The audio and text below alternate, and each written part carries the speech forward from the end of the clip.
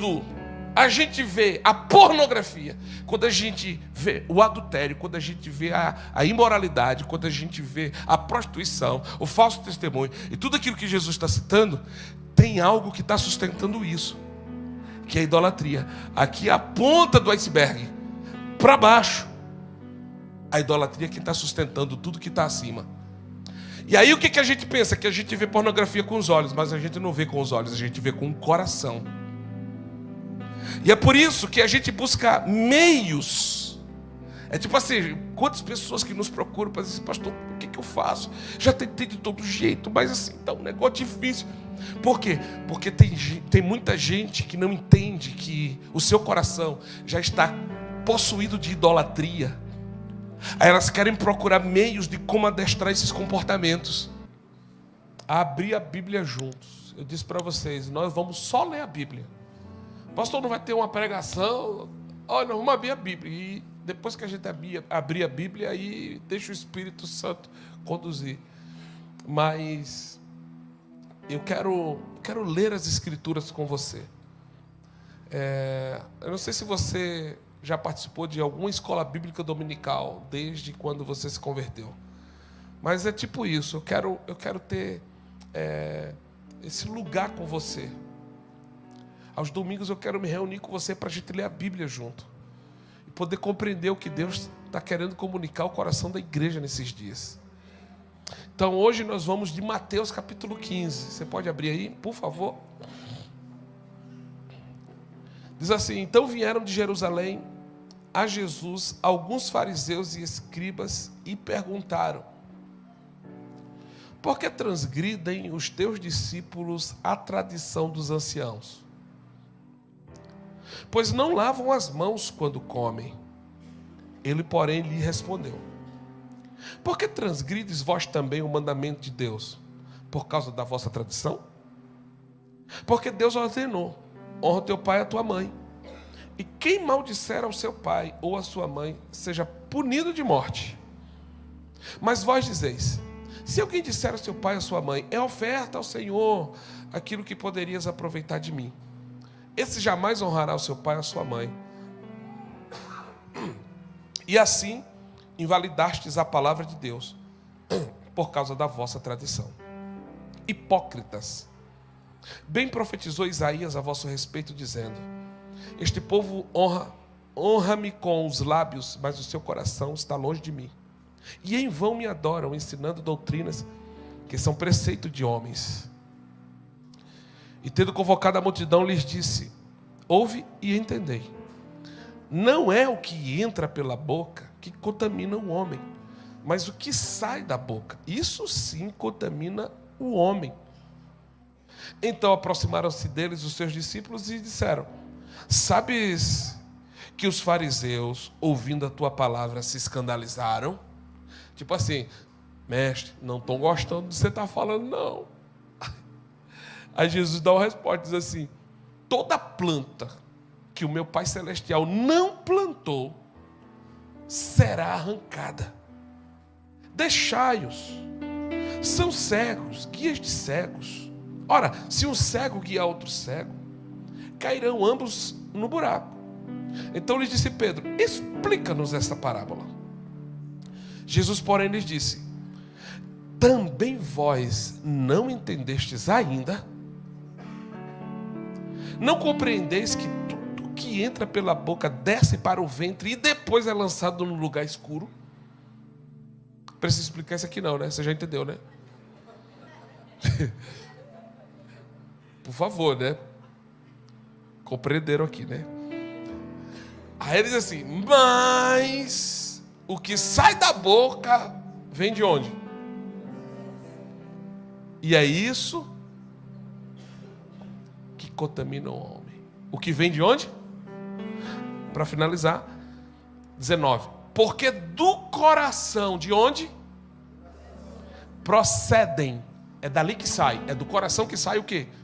Maus desígnios, homicídios, adultérios, prostituição, furtos, falsos testemunhos e blasfêmia. O 20 para fechar. São estas as coisas que contaminam o homem. Mas o que comer sem lavar as mãos não contamina. Quer apertar o cinto? Aperte aí. Pega teu bloquinho de notas aí. É uma conversa para gente grande. E eu vou falar o que está escrito apenas. Mas Jesus, ele fez uma advertência quando ele veio trazer a sua instrução e seu ensino. E qual foi a advertência? Ele disse assim: olha, eu não posso colocar vinho novo em odre velho. E o que isso quer dizer? É uma figura de linguagem. Ele está querendo dizer, o vinho novo é a mensagem que eu quero trazer para vocês. E o que é o odre? O odre é o recipiente que recebe o vinho. Então, qual é o recipiente que recebe a mensagem? A mente. Então, ele está tentando dizer o seguinte: eu não vou poder trazer uma instrução do céu nova se você também não reconfigurar a sua mente para poder receber. Com a mente que vocês têm, vocês não vão ter a capacidade de suportar aquilo que eu vou falar. Então Jesus, ele já começa advertindo, ele começa a dizer: olha, mudem a mente para vocês receberem a instrução que eu quero trazer para vocês. Mas baseado no capítulo 15 que a gente leu, até o versículo 20, a gente para aqui. O que está acontecendo? O que está acontecendo é que Jesus, ele está vindo de uma jornada, ele está vindo de uma trajetória. Se você observar desde o capítulo 13 até chegar ao 15, o que está rolando aqui nesse pano de fundo? Porque assim, não entenderemos as Escrituras se a gente não compreender o contexto dela. Então, do que Jesus vem falando? Porque essa história começa a partir do capítulo 13. E o que é que no capítulo 13 Jesus está falando? Ele está tentando instruir o seguinte: existem 4 tipos de terrenos.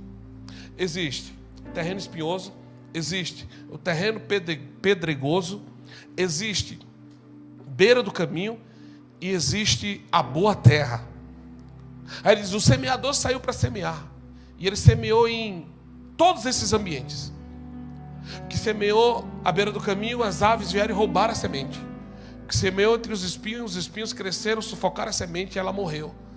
O que semeou sobre a rocha não tendo como consolidar a semente também pereceu. Mas aquele que plantou em boa terra, a boa terra recebeu a semente, a boa terra, ela germinou, ela brotou, ela cresceu e deu fruto. Aí ele diz: a 100, 60 e 30 por 1. Pronto. É aqui que começa a história, para a gente chegar no capítulo 15. Jesus está falando sobre o que com essa parábola? É simples. Ele está falando sobre tipos de coração. Ele está tentando mostrar o seguinte: a semente é uma só, ela é a mesma.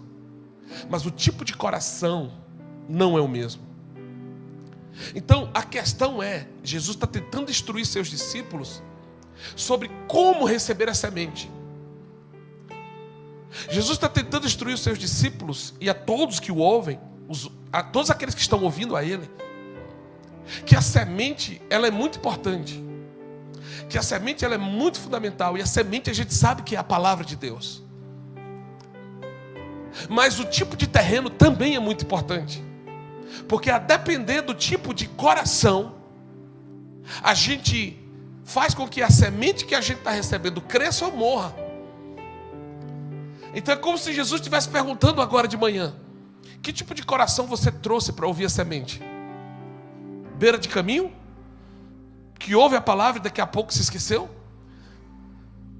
Coração espinhoso? Que ouve a palavra, se alegra, se anima, mas quando vai para casa, os problemas saltam e você já se esquece do que Deus falou com você? Coração rochoso é aquele coração obstinado, é um coração que não tem palavra que entra dentro. São pessoas obstinadas, elas são teimosas, elas já decidiram viver do jeito que elas querem viver e ponto, ninguém muda isso. Mas tem um bom coração, que é a boa terra, que é aquele que, do jeito que a semente vem, ele recebe. ele arroja a semente ali no seu interior, ela brota, cresce e dá fruto. E aí Jesus vai seguindo, capítulo 14, vai falar de João Batista, vai dizer, olha, João Batista, ele guardou a palavra, ele guardou a semente. Como? É que no momento mais difícil da vida dele, quando ele podia ter ficado quieto, ele não deixou de falar a verdade de Deus, mesmo diante dos poderosos da terra. E por conta disso, isso custou o preço da sua cabeça. Arrancaram a cabeça dele, meu irmão, e colocaram numa bandeja, por causa de uma endemoniada, que foi denunciada, que estava cometendo adultério. E aí ele continua dizendo, olha, os fariseus estão de olho em você. E Jesus, tudo bem. Ele começa a explicar, ele começa a ensinar. E todo mundo de olho no que Jesus estava fazendo. Aí o que Jesus começou a fazer agora? Ele começou a reunir a multidão e fazer milagres. Quando ele está fazendo milagres, aí os fariseus não tinham o que dizer contra ele. Pegaram um ponto da trajetória dos seus discípulos. E qual foi o ponto? Contra os milagres eu não tenho muito o que falar, porque contra fatos não há argumento. Mas tem uma coisa errada com os seus discípulos. E o que está errado com os meus discípulos? É que eles comem sem lavar as mãos.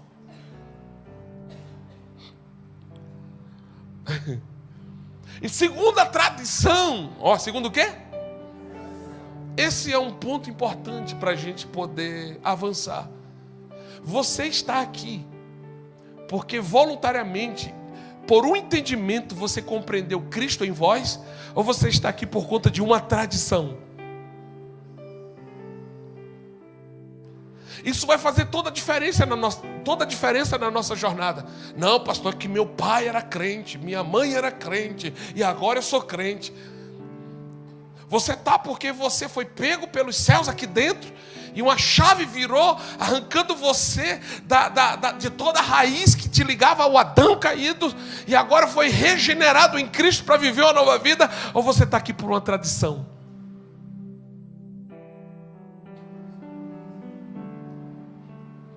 Porque não desfrutaremos das realidades dos céus de maneira plena se nós não nascermos de novo.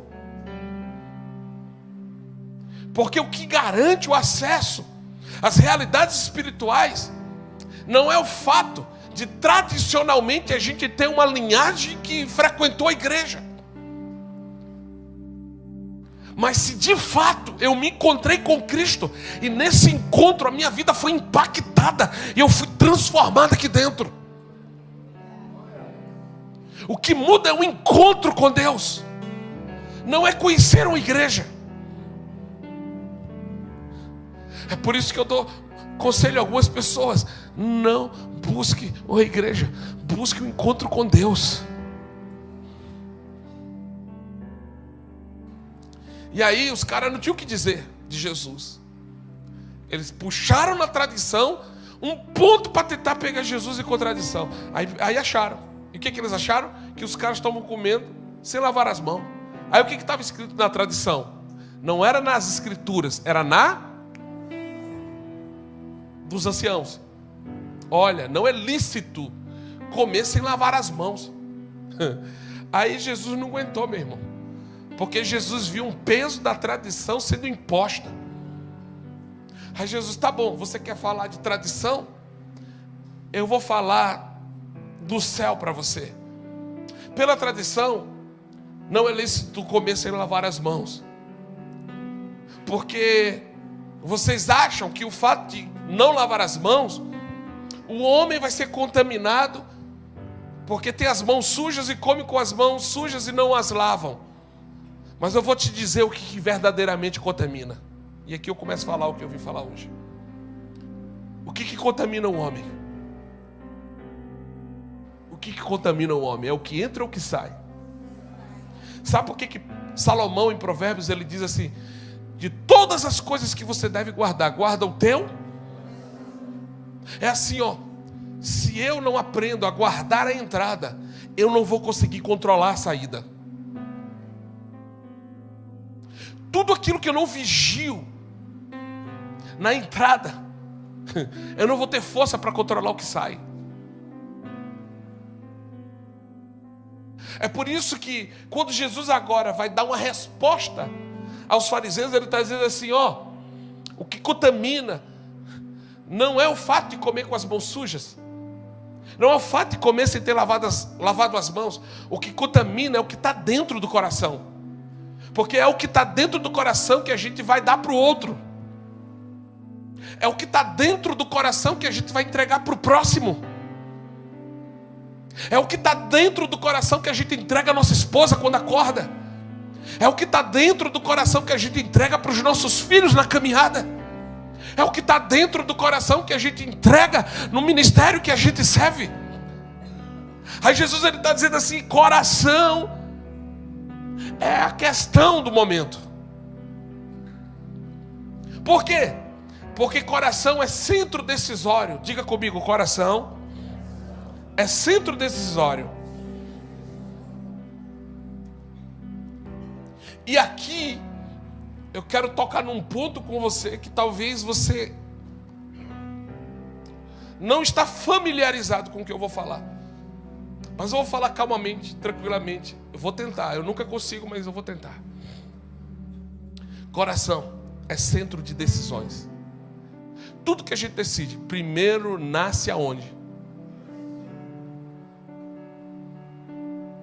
Então, as nossas decisões, elas partem desse centro, chamado coração. A grande questão é que a gente não tem o hábito de fazer um mergulho dentro de nós mesmos. É uma imersão pessoal para sondar as realidades existentes, enraizadas em nosso coração. E a despeito disso, por não termos o hábito de visitar nosso coração para sondá-lo, a gente aprendeu habilidosamente a tratar comportamento. A gente quer resolver problemas de comportamentos. Deixa eu te explicar melhor isso aqui. O que Jesus está querendo dizer aqui, que é do coração que procedem adultérios, falsos testemunhos. Aí ele cita uma série de comportamentos. Só que esses comportamentos que Jesus cita, eles têm uma raiz em algo. Eles têm uma raiz em um ponto do coração. Você sabe que no nosso coração, conforme está escrito em Êxodo, toda lei é resumida em duas coisas. Quem se lembra? Você não está lendo a Bíblia, irmão? Vamos lá, 1, 2, 3.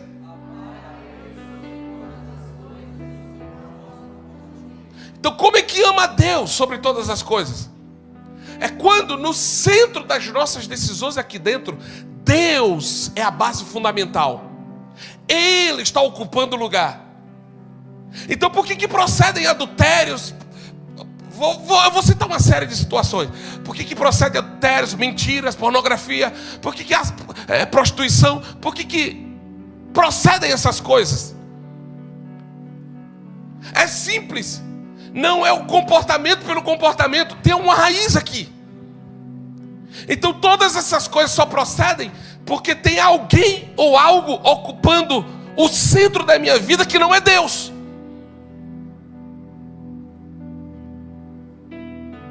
E quem é que está ocupando o centro do nosso coração que não é Deus? Porque o que é idolatria? Idolatria é tudo aquilo que ocupa o lugar de Deus. Diga, idolatria é tudo aquilo que ocupa o lugar de Deus. Então, quem é que sustenta o adultério? Bora, gente. Quem é que sustenta a pornografia? Quem é que sustenta o falso testemunho? Então, quando a idolatria, ela é a base do nosso coração, ela acaba sustentando todos esses comportamentos. Aí o que a gente está fazendo? Achando que a gente vê pornografia com os olhos. Deixa eu te falar. Pornografia, falso testemunho, todos esses pecados que Jesus falou. Por que eu estou citando pornografia? Porque a palavra grega ali, adultério, tal, que Jesus está citando, a palavra é porneia. É isso aqui, ó. É essa palavra aqui, grega, porneia. Por isso pornografias, prostituição, adultério. Consegue entender isso?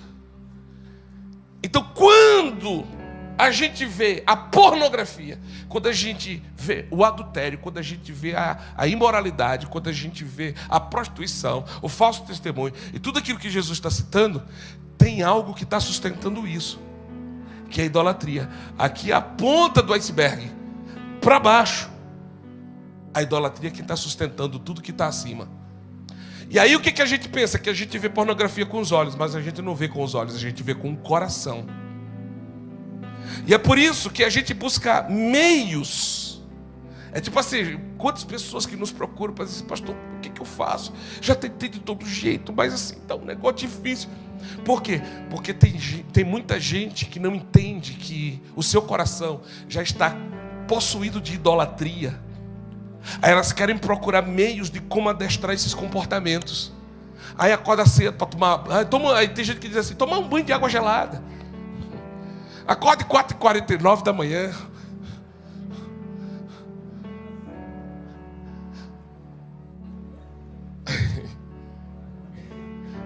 Estão procurando uma maneira de adestrar comportamentos. Corta a internet. Monitora. Põe um espião. Rapaz, deixa eu te falar. Isso pode até ajuda. Mas não resolve a raiz do problema. O que você prefere? Viver de ajudinha, ou resolver o problema logo? Pergunta para o teu irmão. Você quer uma ajudinha ou você quer resolver o problema logo? Então o problema não está aqui em cima. Isso aqui em cima é comportamento. O problema é aqui embaixo. E como é que resolve isso? Uma decisão que a gente vai ter que tomar. Reconhecer que Deus não é o centro do meu amor, mas a minha própria idolatria, o amor ao meu próprio umbigo, o amor a mim próprio. Eu reconhecer tudo isso e dizer, Deus, eu quero que o Senhor venha e seja o centro da minha vida. Eu quero arrancar toda idolatria, todo poste ídolo dentro de mim. Diga, é uma decisão. Ah, pastor, mas não tem um jeito de a gente resolver? Não tem. Eu posso te dar dicas de como você contornar e controlar. Mas eu não acredito no evangelho que veio nos ajudar a contornar e a controlar. Eu creio no evangelho que veio para transformar. É por isso que todos os comportamentos que existem é por causa do estado do coração. Todas as vezes que eu peco, escute isso, anote isso. Todas as vezes que a gente peca, a gente está revelando que a gente ama mais a nossa idolatria do que a Deus. É por isso que a gente vai se tornando servo daquilo que a gente mais ama. Vou repetir.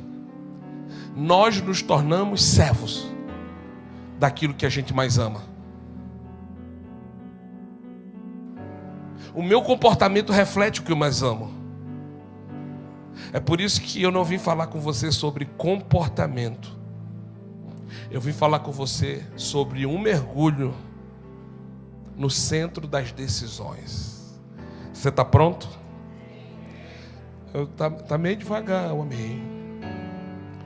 Você trouxe caderno? Trouxe Bíblia? Está anotando aí? Eu vou te falar, eu estou só preparando o teu lombo para o que vai vir agora. Você está pronto? Então entenda uma coisa. Quantos de nós caímos em algum tipo de erro ou pecado e a gente corre para confessar: ah, Jesus, eu fiz isso. Ah, Jesus, eu fiz aquilo. É claro que Ele perdoa. É claro que Ele é perdoador.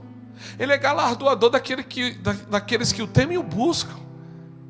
Só que assim, quando Ele olha para mim e para você, Ele está olhando não para o comportamento que a gente está confessando. Ele está olhando: você confessou o seu comportamento, mas você ainda não decidiu trocar de dono do seu coração.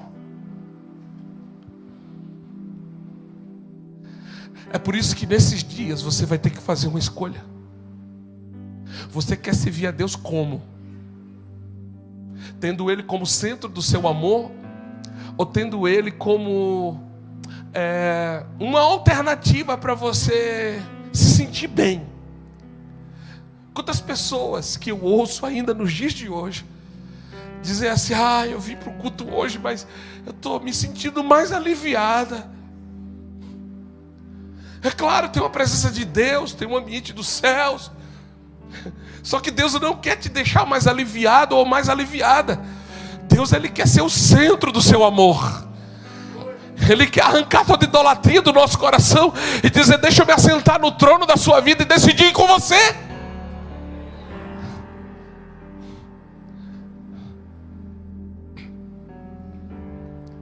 Deixa eu te explicar uma coisa. Toda desobediência é porque nós amamos mais outra coisa do que a Deus. Vou repetir. Eu disse que ia ser calmo. Eu estou conseguindo, eu acho. Toda desobediência é porque nós amamos outra coisa mais do que a Deus.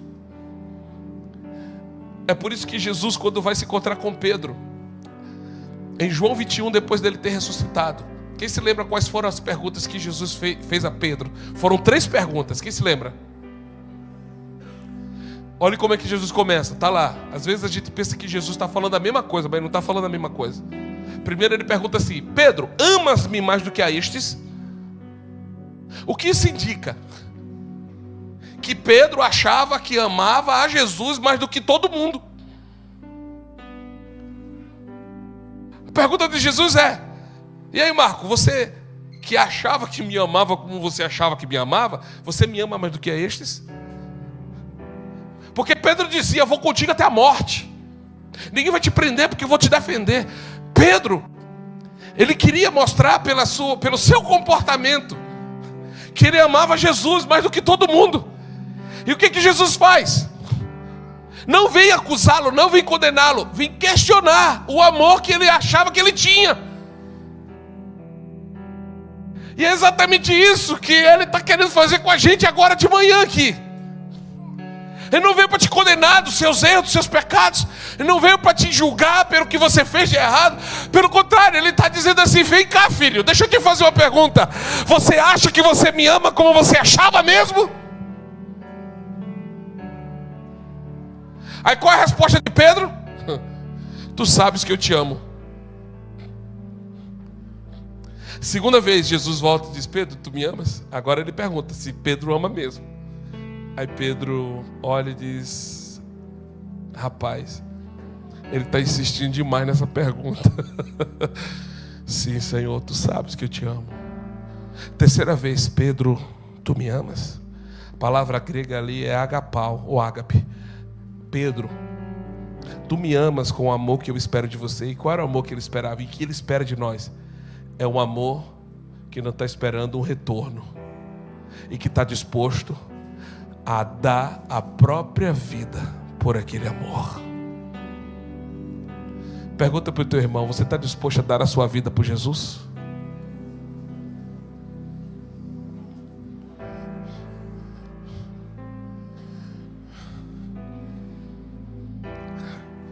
É por isso que Jesus não queria e não quer, escute isso, viu?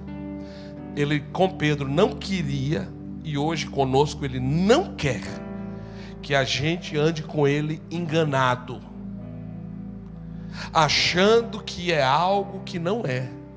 Vou repetir: Deus não quer ninguém andando com Ele, enganado. De qual maneira? Achando que você é algo que literalmente lá no profundo e no escondido você não é. Porque quando Deus vem se encontrar com a gente, Ele não vem para ouvir a nossa verdade falada.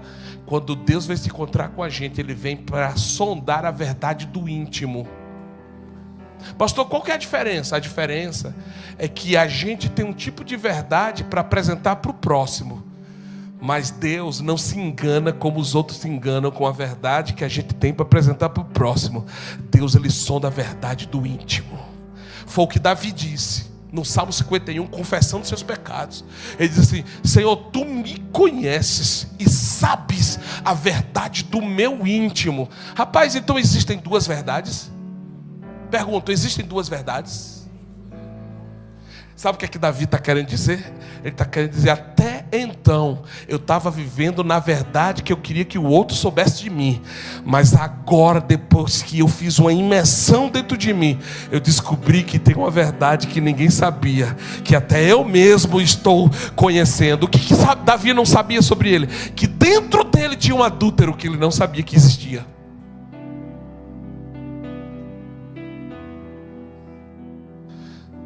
Pergunta para o teu irmão, você está pronto mesmo para essa conversa? Fecha a porta aí, tranca, ninguém vai sair agora.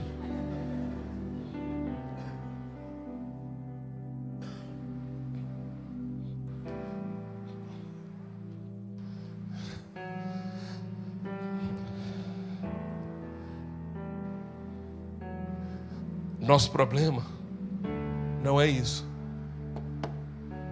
É isso.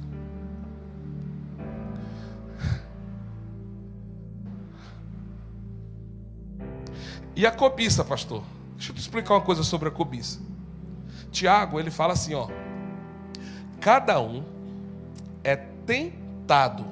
Antes ele está falando assim: ninguém diga que Deus tenta, porque Deus tenta alguém, porque Deus a ninguém tenta. Diga, Deus não me tenta. Ele pode provar, ele pode testar, mas tentar não. Tentar é uma outra vertente. Então ele está dizendo assim, ó: ninguém ao ser tentado diga que está sendo tentado por Deus, porque Deus a ninguém tenta. Aí ele diz, porque cada um é tentado segundo a sua própria, quando esta o seduz e o atrai. Vamos lá, Tiago, dá um salto comigo aí. Tiago, cadê você, Tiago? Está aqui.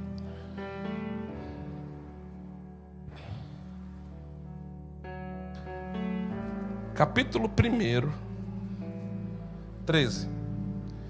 Ninguém ao ser tentado diga, sou tentado por Deus, porque Deus não pode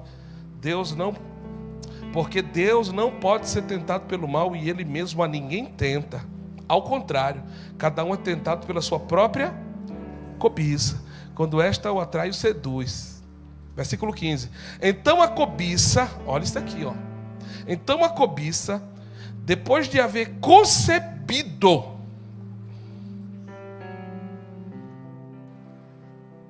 deixa eu te dizer uma coisa: você não vai ser tentado fora da sua zona de cobiça. Eu não vou ser tentado fora da minha zona de cobiça. Todos nós temos uma área de cobiça. Agora deixa eu te explicar a cobiça. Se Deus não quer que a gente pratique pornografia, por que a gente procura ela? Se Deus não quer que a gente adultere, por que a gente deseja essas coisas? Estou sendo genérico aqui, tá? Por que a gente tem desejo por essas coisas? Você nunca se perguntou? Por que a gente tem essas vontades? Já se perguntou? Porque assim, por que Deus não fez sem a cobiça? Para a gente viver em santidade, mas santidade, sem precisar estar tendo problema com esse tipo de pornografia, seja lá o que for, adultério, prostituição. Por que a gente tem vontade dessas coisas? Salmos, abre aí, Salmos.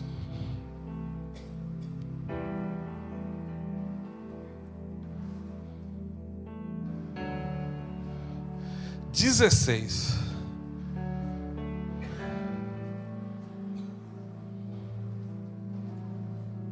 Versículo 10. Põe aqui. Pois não deixarás a minha alma na morte, nem permitirás que o teu santo veja a corrupção. Próximo. E tu me farás ver os caminhos da vida, e na tua presença há o quê? A tua? Pega isso aqui, tá? Ó, delícias. Na presença de Deus nós temos o quê? Diga, Deus é fonte de delícias. Ora, se Deus é fonte de delícias, por que Ele nos deu a capacidade de sentir prazer? É aqui que entra a cobiça. É que, escute isso, anote no teu espírito e aí no teu caderno. Deus nos fez para ter prazer. Assustou? Não, né? Vou repetir. Deus nos fez para ter prazer. Agora, o que é a cobiça? Porque assim, se Deus é fonte de delícias, Ele está dizendo, na tua presença, eu não só tenho alegria, não só tenho vida, tal, eu também acho delícias. Então você só vai desfrutar disso se você tem dentro de você um dispositivo chamado prazer. Agora, por que a gente vai atrás da pornografia, vai atrás do adultério, vai atrás dessas outras coisas? Porque do outro lado da idolatria está a cobiça. E o que é a cobiça? A cobiça é você tirar os olhos de toda a plenitude que Deus te deu nele para você sentir prazer e delícias e colocar os olhos naquilo que Ele não te deu. Por exemplo, imagina que aqui é o Jardim do Éden, essa tela branca. Deixa ela toda branca. Jardim do Éden, ok? Só que aqui tem um pontinho chamado árvore do conhecimento do bem e do mal. Preste atenção. O que Deus disse para o homem? Todo esse jardim é de quem? Para quê? O jardim era a fonte de delícias que Deus deu para o homem.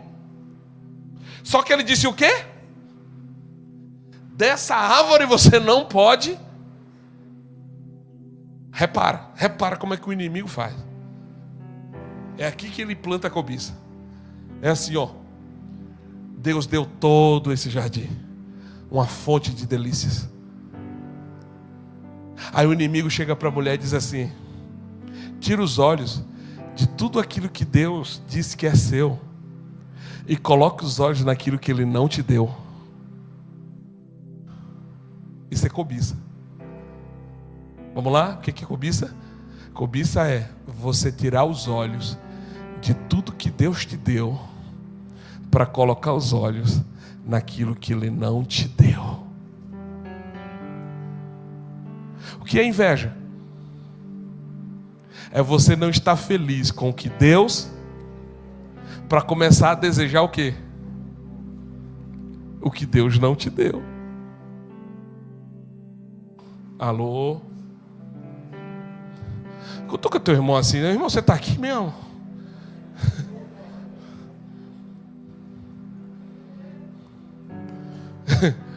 Escute. Diga assim, fala assim, diga eu vou colocar os olhos apenas no que Deus me deu. E vou começar a cancelar do meu coração toda a cobiça que deseja colocar as mãos e os olhos no que Deus não me deu.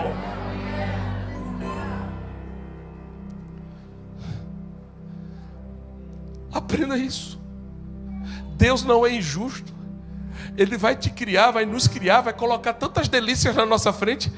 sem a gente ter o prazer. Não, ele pôs o prazer para a gente desfrutar. É por isso que o que eu estou querendo dizer para você agora, não, agora eu vou viver em santidade, agora eu vou ver essas coisas, não vou nem querer olhar, nem desejar. Não, se está permitido, deseje. É igual você, homem casado. Deus te deu uma esposa, deseje ela com toda a sua força. Caia para dentro, coma e traça até os dentes.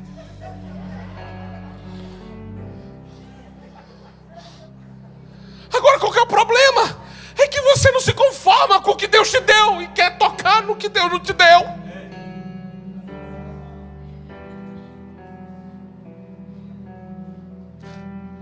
Você que é casado, olhe para tua esposa e diga: se prepare.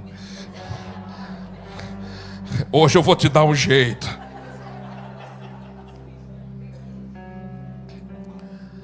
Você está me entendendo, meu irmão? Não tire os olhos do que Deus te deu. Rapaz, é por isso que eu sou igual Chaves. Aquela latinha, que aquele pedaço de pau é insignificante para quem tem muito. Mas Chaves, ele olhava assim para o que era dele, tinha prazer no que era dele, se alegrava com o que era dele, era feliz com o que era dele. Por isso que o Kiko tinha inveja dele, porque tinha tudo, mas não tinha prazer em tudo que tinha, só desejava o que era do outro. Hã? Gostou? Assista, mas não, vai ler a Bíblia, irmão, vai ler a Bíblia.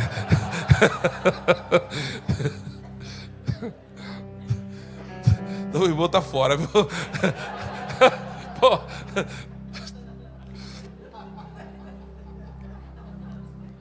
Escute. Agora deixa eu te explicar um ponto que é muito pertinente.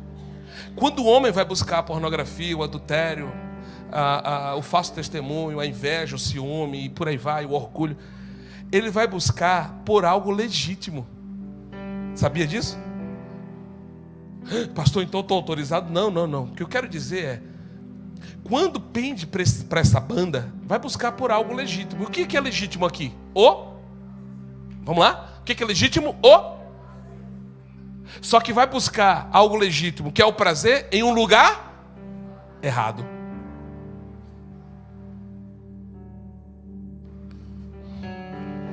Então o que é a pornografia? O que é o adultério? O que é essas coisas outras?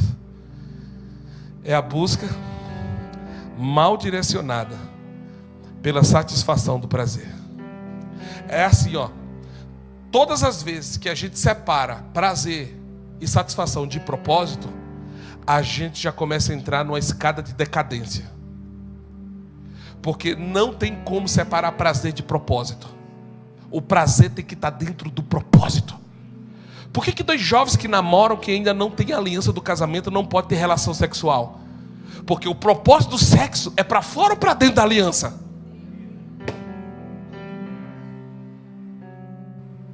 Agora, é não legítimo o prazer que o rapaz que namora tem pela menina? É não legítimo? Tem que ter, porque se não tiver tem problema, viu, irmão? Rapaz, se não triscar, não tem problema. Não, aqui dentro, não dá aquela triscada assim, tipo, opa, tem uma mulher aqui do meu lado. Você não pode avançar o sinal, mas assim, pela sua masculinidade, por aquilo que Deus colocou dentro de você, senso de prazer. Como homem, você precisa sentir, tá? Só não avança o sinal. Por quê? Porque se você avançar o sinal, você vai buscar algo legítimo, que é a satisfação do seu prazer, fora do propósito.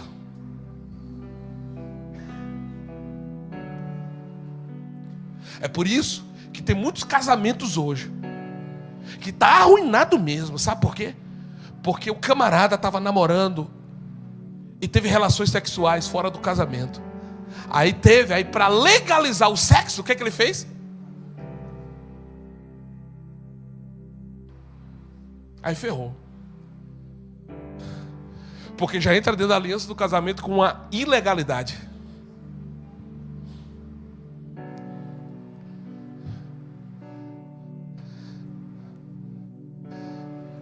quero ministrar seu coração nessa manhã da seguinte maneira: Deus é fonte de prazer. Então você só vai encontrar a satisfação e o prazer que você precisa em Deus.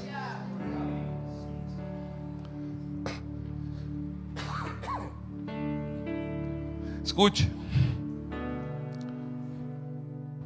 Sabe qual que é o trabalho da serpente? Ou do diabo? Trabalhar para a gente tirar os nossos olhos daquilo que Deus nos deu. Ele quer roubar a tua atenção. Eu declaro sobre a sua vida: Deus vai te dar olhos puros para você não tirar a sua atenção do que Deus te deu. Seja feliz com o que Deus te deu.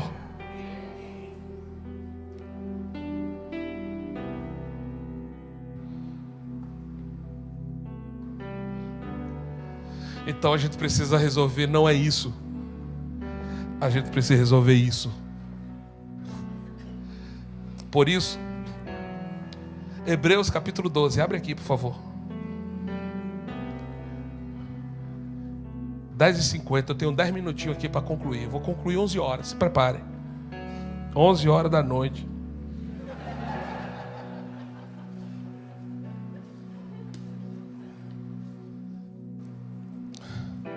Capítulo 12 de Hebreus. Irmão, eu preciso dar uma descontraída dessa, porque eu estou vendo vocês muito tensos.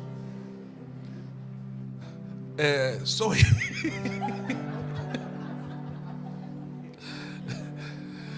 Deixa eu te falar uma coisa. Eu não vim aqui para ficar jogando mel na sua boca não, tá?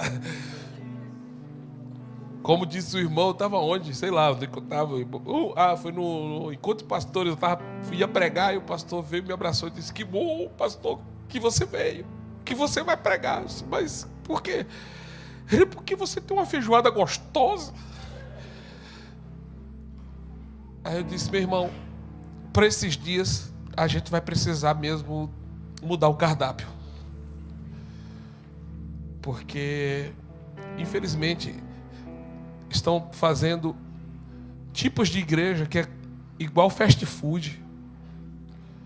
Te dá um cardápio para você escolher a comida que você quer comer. Eu não acredito em igreja e evangelho assim. Eu acredito que para cada estação Deus tem um tipo de alimento para a gente. Hebreus 12, está pronto? Vou caminhando para o fim, mas assim, preste atenção. Hebreus 12. Vamos ler. Não pôs? Vai pôr? Portanto, também nós, visto que temos a rodear-nos tão grande nuvem de testemunhas. Deixa eu parar aqui. Quem é essa grande nuvem de testemunha?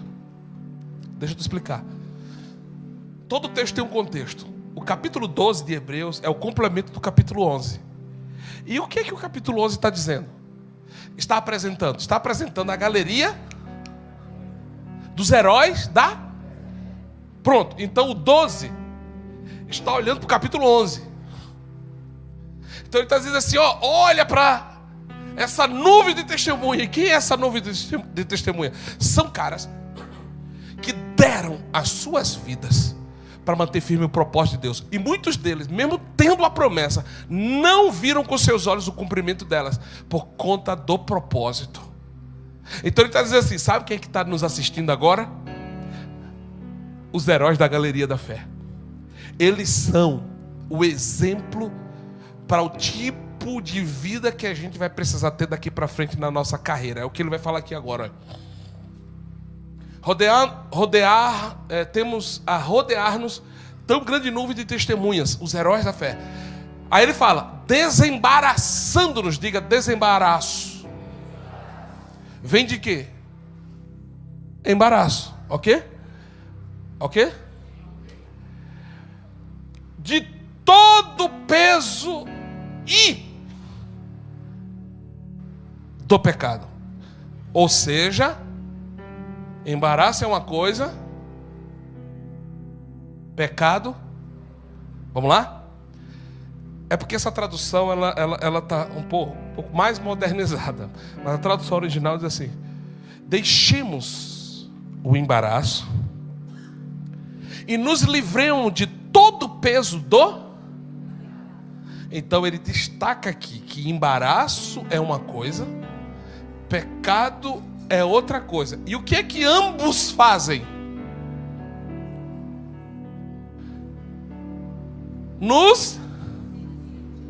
Aí ele está dizendo assim, ó, corramos com perseverança o quê? Deixa isso aqui para você entender o que ele está querendo dizer. Ele está querendo dizer o seguinte: por que ele fala primeiro de embaraço e depois é que ele vai falar de pecado? Pense comigo. Por que embaraço vem na frente? Só que ele diz assim: as duas coisas, embora tenham naturezas diferentes, porque o pecado ele tem uma consequência diferente do embaraço, mas ele está tentando colocar no mesmo caminho pecado e embaraço como um atrapalho para a nossa carreira. Então preste atenção numa coisa. Por que a Bíblia está falando primeiro aqui de embaraço? Porque assim, ó, todo embaraço na minha vida que eu não corro para desembaraçar hoje, vai se tornar o meu pecado de amanhã. Vou repetir.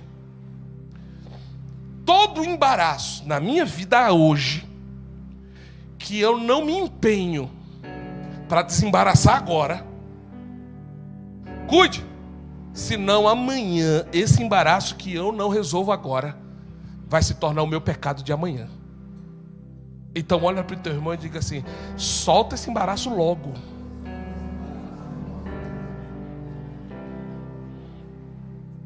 O que ele está fazendo aqui? Ele está apresentando a nossa trajetória de fé como uma corrida.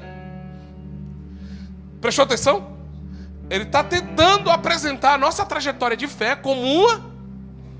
Só que aqui não é uma corrida de 100 metros. Aqui ele está falando de uma maratona. E qual que é a diferença de uma corrida de 100 metros para uma maratona? É que numa corrida de 100 metros você está correndo para vencer o próximo, o outro. Sim ou não? Então na corrida de 100 metros é quem chega. Então quem chega primeiro venceu os outros, sim ou não? E uma maratona? Você já prestou atenção que numa maratona é assim, ó, 37º, não, 37º só. Não tem o nono, né? 37º. Mas o cara tá lá, ó. Aí você diz: rapaz, que esse cara já está correndo já? 37º. Aí quando ele passa a faixa, aí ó, ele olha para o seu relógio e diz assim: venci a mim mesmo. Deixa eu te fazer uma pergunta. Nessa corrida, você está querendo correr para vencer o próximo, ou você está querendo vencer a você mesmo?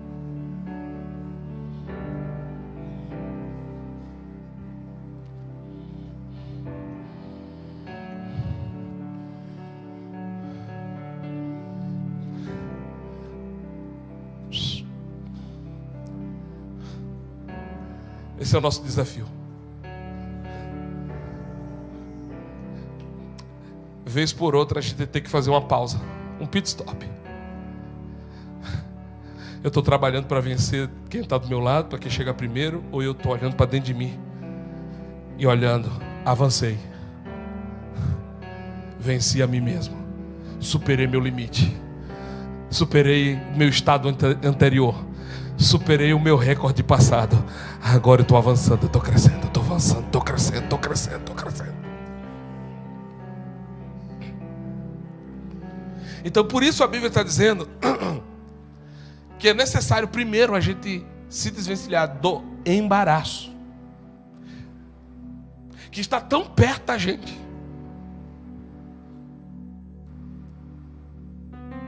O que é que o embaraço e o pecado fazem? Tanto o embaraço quanto o pecado atrasa, retarda a nossa carreira.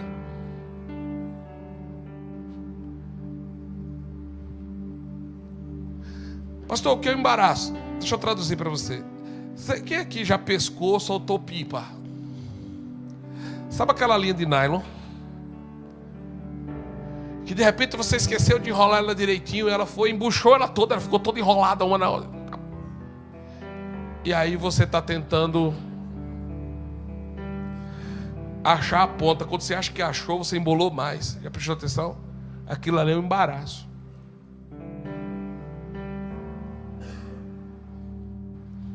Deixa eu perguntar para você. Como é que está a tua vida hoje? Você está seguindo a carreira? Vencendo a você mesmo cada dia? Ou você está estagnado, tentando desembaraçar e se embaraçando mais? Porque assim, ó, tem uma coisa que a gente precisa entender sobre embaraço. É que embaraço não é sobre pecado. Tem embaraço que não é pecado, mas atrasa a caminhada. Quer que eu te fale um tipo de embaraço? Amizades que não servem mais para você hoje.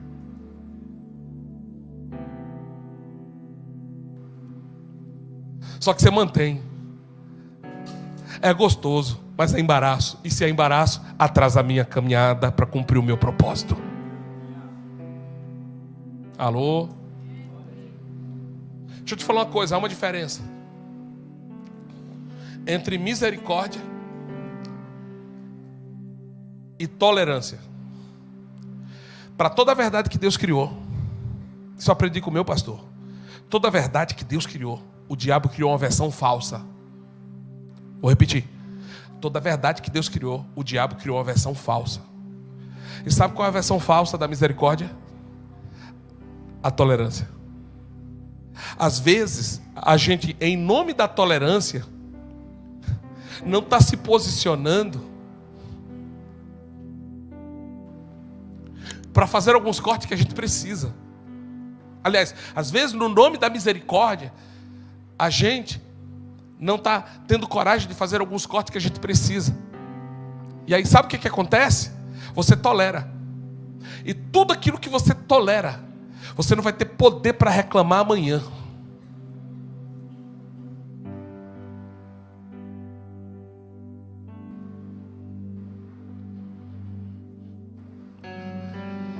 Deixemos o embaraço. Porque tem coisas que não é pecado na vida da gente, mas é embaraço mesmo. Às vezes, porque aquilo não tem o mesmo peso de consequência do pecado, sabe o que a gente faz? A gente começa a tolerar.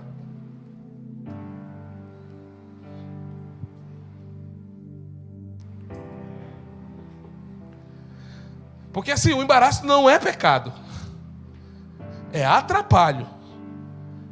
Mas porque não tem o mesmo peso do pecado, da consequência do pecado, a gente vai tolerando. E aí, sabe o que me preocupa? É que tem muita gente que poderia estar muito mais lá na frente, está retardado, porque está tolerando embaraços na sua vida.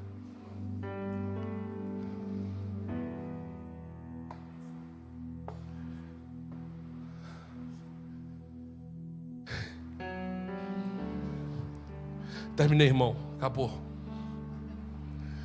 Mas eu quero saber nessa manhã se tem alguém aqui disposto a trocar de dono do coração, arrancar a idolatria, arrancar a cobiça e dizer para Jesus hoje: venha e seja o centro da minha vida. Eu quero saber se tem alguém aqui disposto nessa manhã a deixar todo o embaraço. Não é pecado, mas é atrapalho. Fica de pé em nome de Jesus.